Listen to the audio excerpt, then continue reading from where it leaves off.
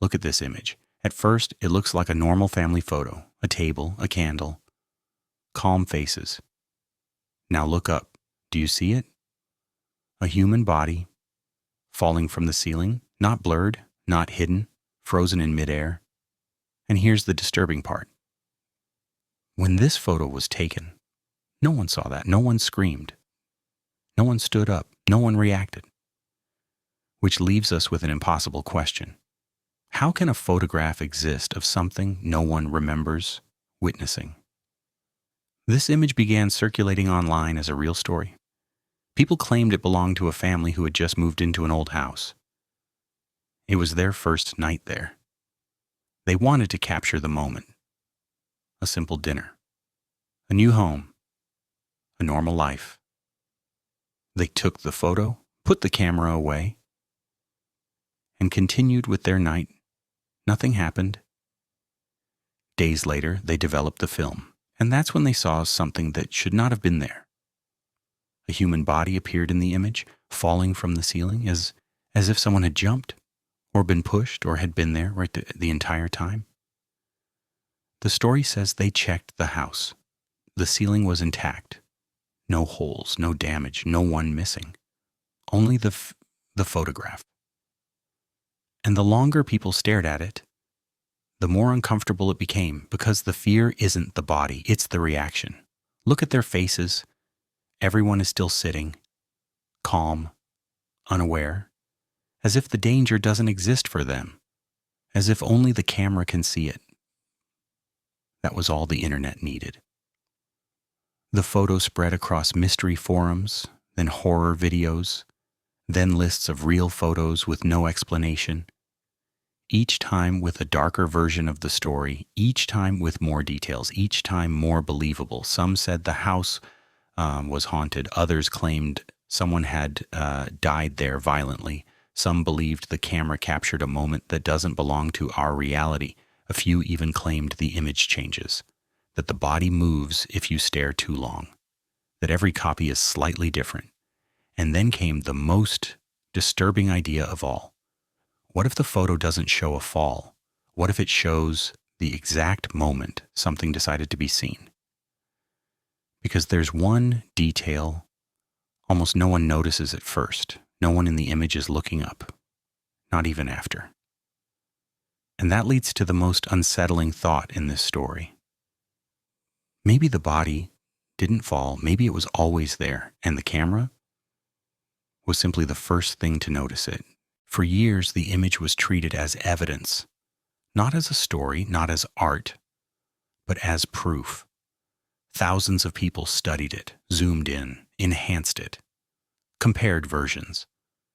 Some claimed the body wasn't there in the earliest uploads. Others insisted the face had changed, that the hands were closer to the table in newer copies. The photo became an obsession. And eventually someone asked the only question that mattered. Not what is in the image, but who created it? The answer took years to surface. When it did, it wasn't found in ghost forums. It was found in art archives. The creator of the image wasn't a witness, wasn't a victim, wasn't part of a haunted family. He was an artist. When he finally spoke, his explanation was simple. And that's what made it unsettling.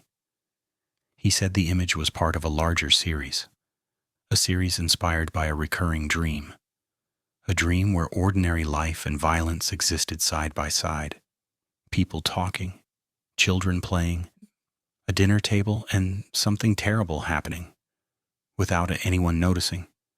It wasn't meant to be a ghost story. It was a concept to show how humans can ignore danger when it doesn't register as a threat. The photo was never taken in a haunted house. It was constructed. The artist used real family negatives, real moments, real smiles. Then he added the body. Not to scare people, but to create discomfort, to make an image that feels wrong, even if you can't immediately explain why.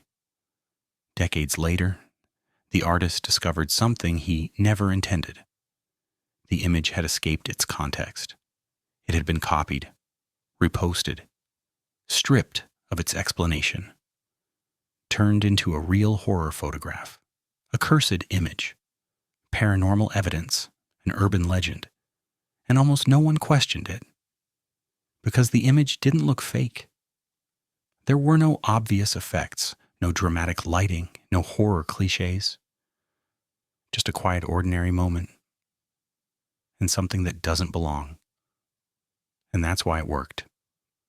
Because real fear doesn't scream, it doesn't run, it doesn't attack, it sits calmly at the table while something falls from the ceiling. The most disturbing part isn't that the story was false. It's that millions of people believed it without needing proof. They shared it, defended it, remembered it as if it were real. And when an image is repeated enough times, it stops being an image. It becomes a memory. Today, the photo is still circulating online, without context, without explanation. Most people who see it have no idea it's a piece of art. And maybe that's the real horror. That a lie doesn't need intention to survive.